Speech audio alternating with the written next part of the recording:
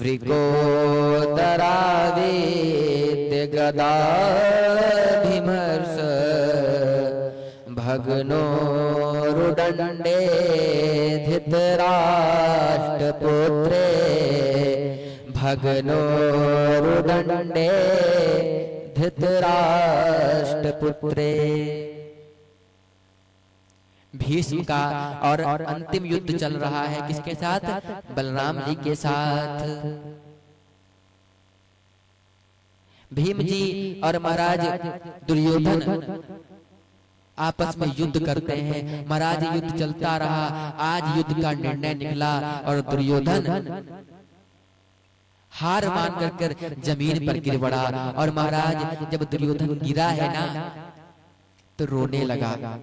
रोते रोते कहता है, प्रभु मैं बड़ा अपराधी हूँ, मैंने बड़ा अपराध किया है।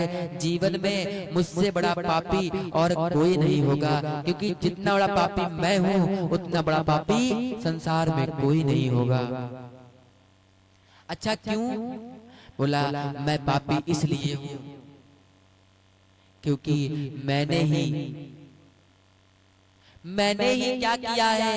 मैंने ही द्रौपदी का चीरहरण करवाया। अरे द्रौपदी मेरी भाभी थी, भाभी माँ के समान होती है, मैंने अपने माँ के ही वस्त्र उतारे। ये सबसे बड़ा मेरा पाप था, मैं बड़ा पापी हूँ। आज दुर्योधन को अपनी हर एक भूल का प्रायश्चित पर्याप्त कर रहे हैं, लेकिन महाराज अभी मृत्यु उनके भाग्य में नहीं थी। दुर्योधन रोते हुए आज जमीन पर पड़ा हुआ है और रोते रोते प्रभु को याद कर रहा है अंत समय में। उसी समय महाराज आज अश्वत्थामा आता है। अश्वत्थामा ने कहा, अरे मित्र तुम भूमि पर पड़े हुए हो। मित्र ने कहा, क्या बताऊं, आज मैं हार चुका हूं पूरी तरह से। मेरे सभी 99 भाई मारे जा चुके हैं और अंतिम मैं बचा हूँ, लेकिन मुझे दुख इस बात का है, मेरे 99 भाई मारे गए, मुझे इसका कोई दुख नहीं है प्यारे मित्र। मुझे इसका दुख नहीं है कि मेरे 99 भाई मारे जा चुके हैं, मुझे केवल इसका दुख है कि मेरा कल्याण न हुआ और पांडव के पांचों पुत्र जिंदा हैं, उनमें एक भी पुत्र नहीं मरा। मुझे इस बात का बड़ा दुख हो रहा है। अश्वत्थामा ने कहा, हे मित्र, यदि आप चाहते हो कि पांडव के पांचों भाई, आप कह रहे हो कि एक भाई मर जाए, मैं कहता हूँ यदि आप मुझे राजा बना दोगे, यदि आप मुझे राज सिंहासन पर बिठा दोगे ना, तो मैं आपको वचन देता हूँ मैं पांचों पांडवों को मार दूंगा। क्या कहा? मैं पांचों पांडवों को मार दूंगा। जब ऐसे बात कही तो दुर्योधन खुश हुआ। दुर्योधन ने भूमि से धूल ली, मिट्टी ली, उसी मिट्टी से आज अश्वत्थामा का राज्याभिषेक कर दिया।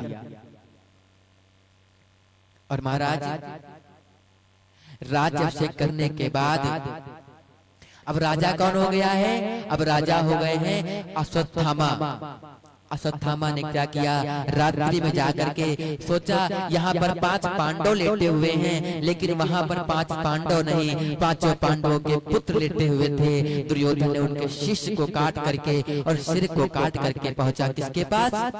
दुर्योधन के पास। रात्रि का समय था। दुर्योधन ने कहा, मित्र क्या तुमने पांचों भाइयों को मार दिया? अश्वत्थामा ने कहा, हाँ प्रभु, मैंने पांचों भाइयों को मार दिया है। अच्छा, उस समय रात्रि थी तो कुछ दिखा नहीं सही से, तो दुर्योधन ने कहा, अरे मित्र तुम इन पांचों सिरों को एक पास रख दो, मैं प्रातः देखूंगा।